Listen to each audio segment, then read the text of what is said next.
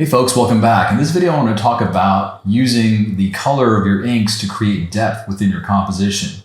And this is different than just using thinner line weight to create depth. You can definitely do that, but I want to show you how color has an influence on creating depth.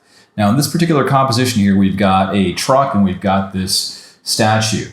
Now, both are inked in black.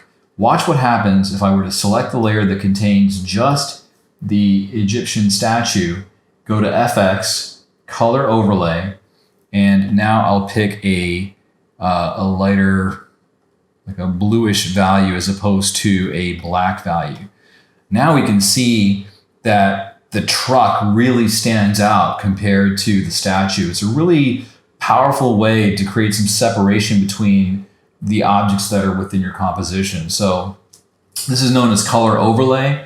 And generally speaking, if you've got color, like this is like a flat color here, I generally pick a darker shade of the flat color that I'm using. So in this case, I've got a medium blue that I'm using for the color of the statue, and I'm using a darker blue for the inks. And what I like about this method is you can ink in black and then go back and change the color overlay for the area that you want to influence. And what also helps here too is keeping your objects on separate layers. So I've got the statue on a separate layer and I've got the truck on a separate layer. So that keeps things easier to organize and, make those changes. Now, before I leave, I want to show you something else too. And I've talked about this in other videos, but I'm just going to go ahead and show it to you in case this is the very first video that you're watching from my channel.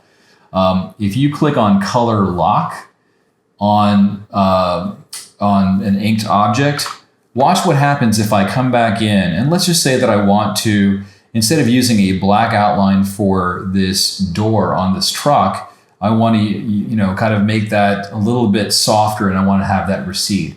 Well, this color lock allows me to then pick a darker value and come back in with my brush, and I'll make the brush just a little bit bigger so you can see what I'm doing. But you'll notice as I zoom in, I'm changing that black ink to dark orange. And why would I use this method? Well, I would use this method if I wanted to preserve the black inks for the rest of the structure, maybe just for the interior sections. I want to just have those in orange. So you can see right away that doing this will kind of make that door blend in a little bit more, but it still has contrast. So those are two ways that you can manipulate your inks to go ahead and create depth. You can either create a lot of depth by using a darker color for your inks compared to your fills, or you can also target certain sections of an object by using that color lock. So I hope you found this video to be valuable. Let me know in the comments below if you've tried this out. As always, I appreciate the subscriptions. I appreciate the likes. If you did get some value out of this video, please give it a thumbs up. It helps me out in terms of getting the channel discovered by more digital artists. And I want to help as many people as possible. So every like and thumbs up really does help. As always, thanks so much for watching. Check out some of my other videos on the channel and let me know what you'd like to see in an upcoming video. As always, thanks for watching and have a great day.